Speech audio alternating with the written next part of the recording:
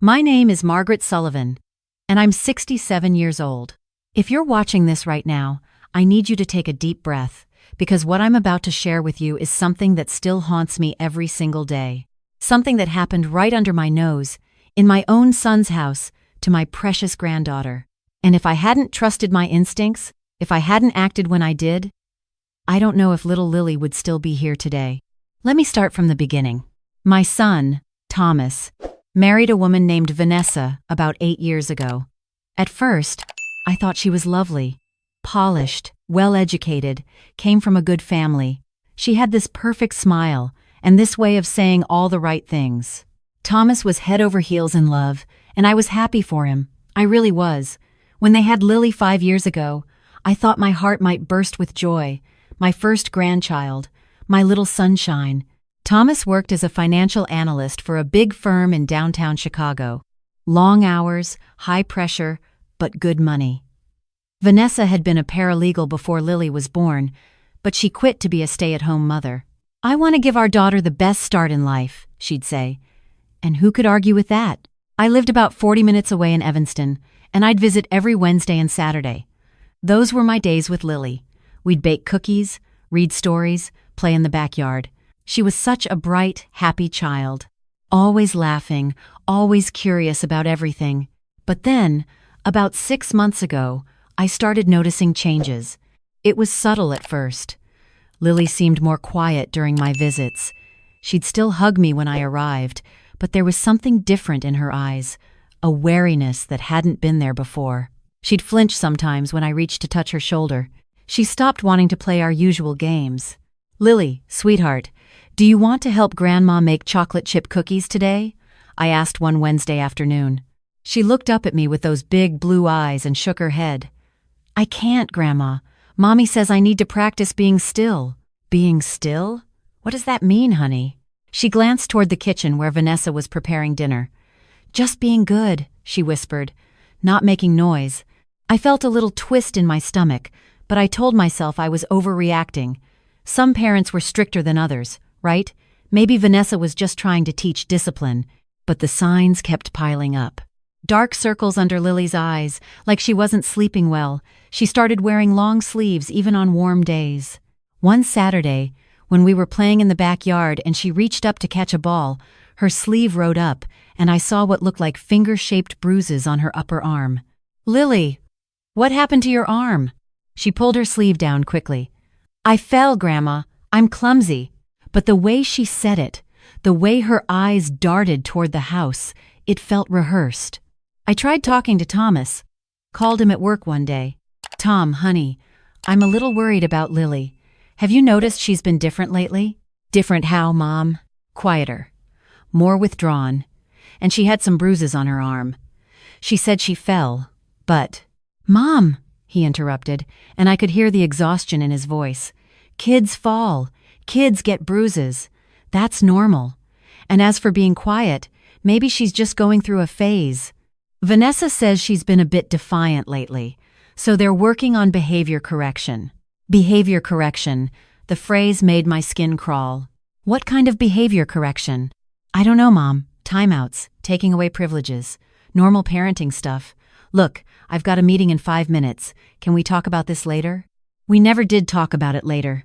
He was always too busy, always too stressed with work. 2 weeks went by. The changes in Lily became more pronounced. She stopped making eye contact. She barely ate during our Wednesday visits. And one day, when I hugged her goodbye, she stiffened in my arms and whispered, "Don't go, Grandma. Please don't go." My heart shattered. That night, I couldn't sleep. I kept seeing Lily's frightened little face, hearing her whispered plea. Something was very wrong, and everyone was telling me I was imagining things. But I'm 67 years old. I've lived through enough to trust my gut. The next morning, I made a decision that would change everything. I drove to an electronics store and bought 2 small security cameras, the kind marketed for home security, with night vision and audio recording. The young man helping me showed me how to set them up with a phone app, how to access the live feed and recordings. My hands were shaking as I drove to Thomas and Vanessa's house that Wednesday. It was my regular visiting day, and Vanessa was expecting me. She'd mentioned she had a dentist appointment that afternoon and asked if I could watch Lily for a few hours. Perfect. Margaret, you're a lifesaver, Vanessa said when I arrived, giving me that perfect smile. She was dressed impeccably as always, not a hair out of place. I should be back by 4. Lily just had lunch, so she shouldn't need anything. She's been a bit fussy today, so if she acts up, just put her in time out. Of course, dear, I said, returning her smile. The moment her car pulled out of the driveway, I went to work. I installed one camera in the living room, hidden in a bookshelf behind a picture frame. The second one I placed in Lily's bedroom, concealed inside a stuffed teddy bear on her dresser. The app connected perfectly to my phone. Lily watched me from the doorway of her room. "What are you doing, Grandma?" I knelt down to her level. "Just making sure Grandma can check in on you even when I'm not here, sweetheart. Is that okay?" She nodded slowly, but didn't smile. That night, at home, I opened the app on my phone. The feed from both cameras loaded perfectly. I could see the empty living room and Lily's room where nightlights cast soft shadows. I told myself I'd just check periodically, just to ease my mind, to prove to myself that I was being a paranoid old woman. But what I saw over the next 3 days made me wish I had been wrong. The first night, around 10 p.m., I was getting ready for bed when I decided to check the app one more time. The living room feed showed nothing unusual, but when I switched to Lily's bedroom camera, my blood ran cold. Vanessa was standing over Lily's bed. At first, I thought maybe she was just checking on her, tucking her in, but then I turned up the volume on my phone. "I told you to go to sleep an hour ago." Vanessa's voice was cold, nothing like the sweet tone she used around others. "What part of go to sleep don't you understand?" "I'm sorry, Mommy. I couldn't sleep. The slap came so fast I almost missed it. Lily's small cry pierced through my phone speaker. "You will learn to obey me," Vanessa hissed. "Do you understand? When I say sleep, you sleep. When I say be quiet, you're quiet. When I say be still, you don't move a muscle." I watched in horror as she grabbed Lily's arm, the same arm I'd seen bruises on, and squeezed. Lily whimpered but didn't cry out.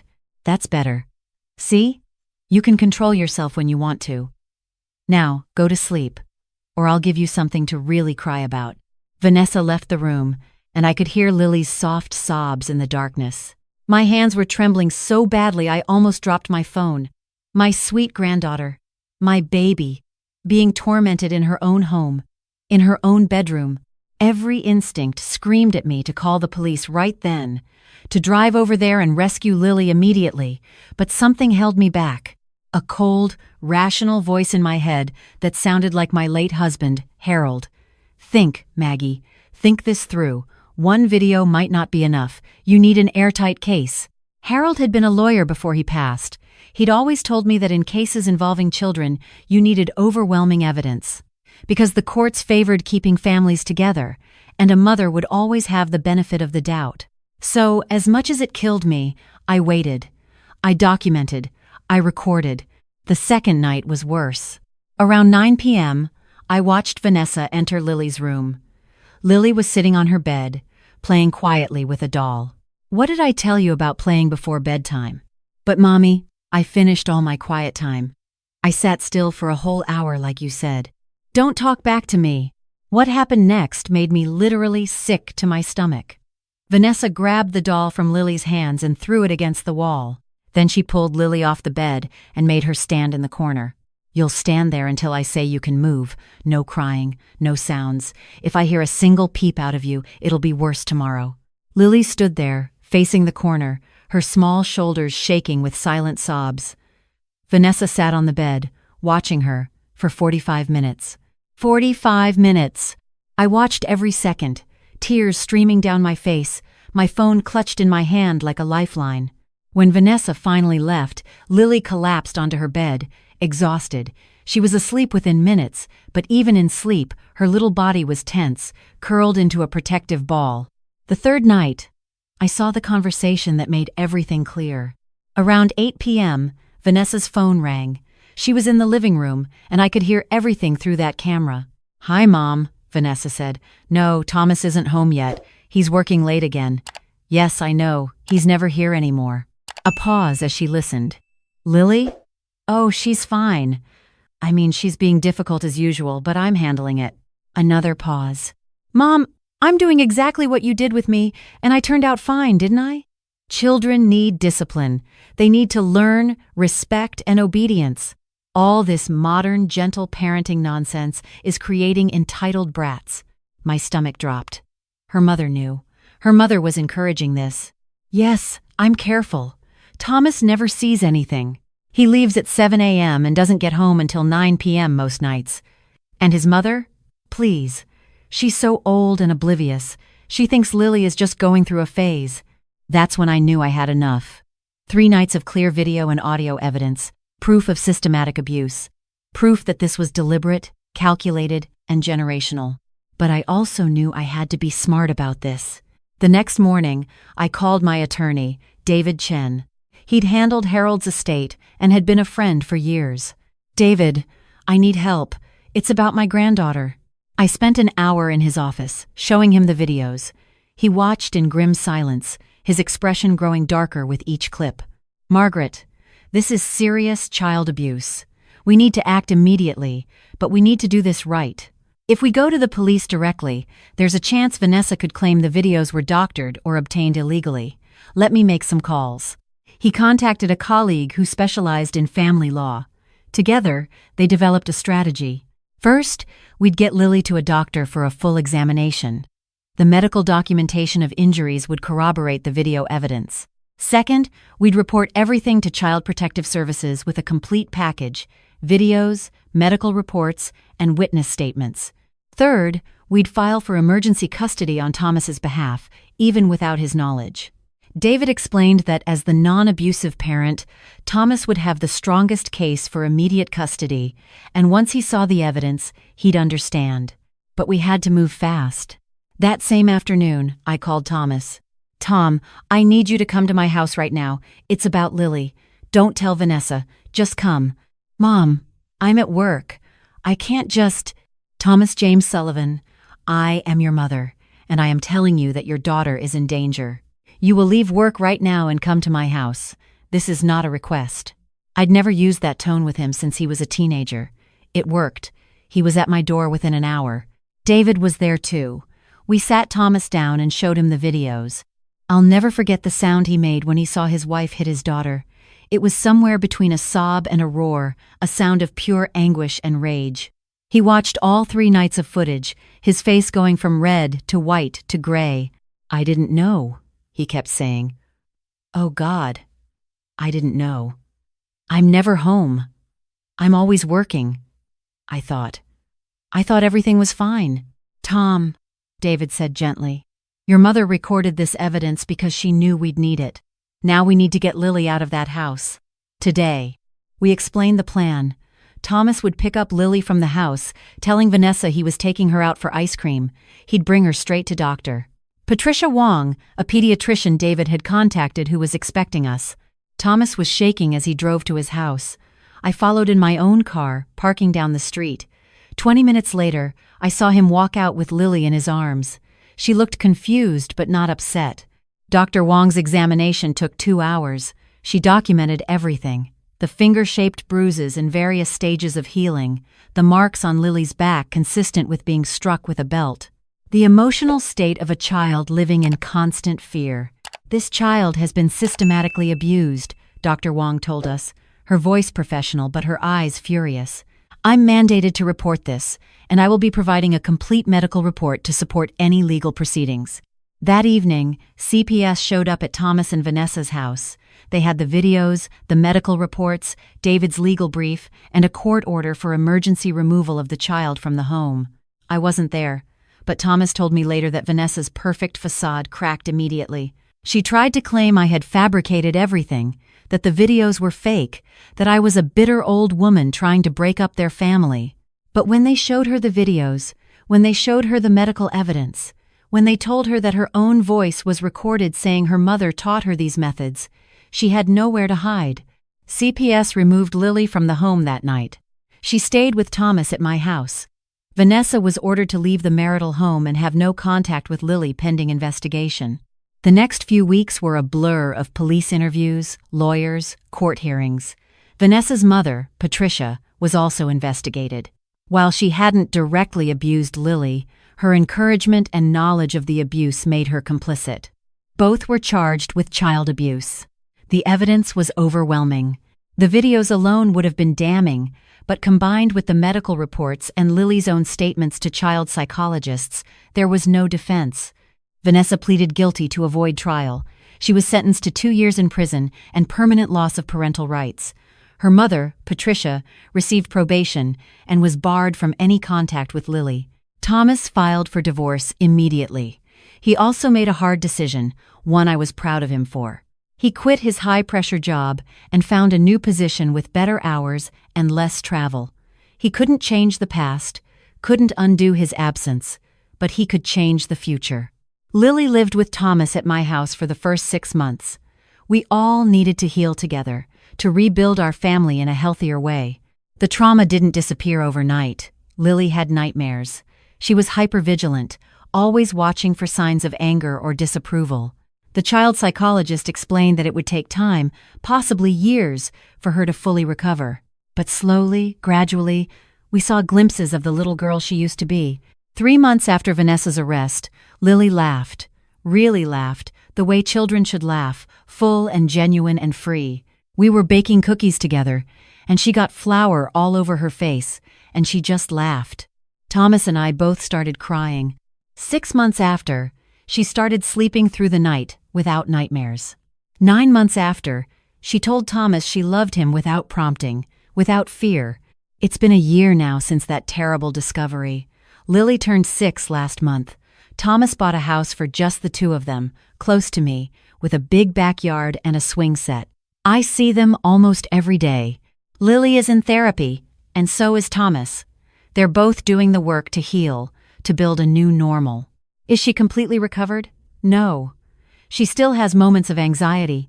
She still sometimes flinches when someone moves too quickly. But she's getting better day by day. I'm sharing this story because I want every grandparent, every aunt, uncle, neighbor, teacher to know this. Trust your instincts. If something feels wrong, it probably is. The warning signs were all there. The personality changes, the bruises, the fearfulness, the words that sounded rehearsed. But I almost talked myself out of acting because I didn't want to believe it. Because Vanessa seemed so perfect, so put together. Because I didn't want to cause family drama. Family drama.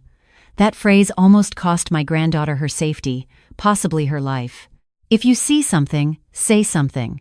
If you suspect abuse, report it. You might be wrong, and that's okay. Better to be wrong than to stay silent while a child suffers. Get evidence if you can, but don't wait if the situation is immediately dangerous. Call the police, call CPS, call someone.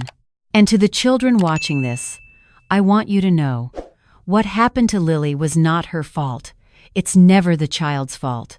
If someone is hurting you, even if it's someone who's supposed to love you, it's not because you're bad or disobedient or deserving of punishment. You deserve to be safe. You deserve to be loved without fear. You deserve to be a child. Tell a teacher, tell a friend's parent, tell a grandparent, tell someone. Keep telling until someone believes you and helps you. To the parents watching, please, check in with your children. Not just how was school, but real conversations. Watch for changes in behavior. Notice if they're afraid of someone. Create a safe space where they can tell you anything without fear of punishment. And if you're the one hurting your child, please, get help. The cycle of abuse doesn't have to continue. You can choose differently. You can be better than what was done to you. As for me, I'm an old woman now, but I learned something important through all of this.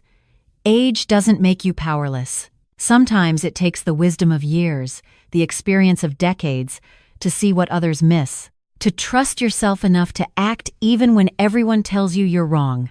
I saved my granddaughter because I refused to ignore what I knew in my heart to be true. And I'd do it again in a heartbeat.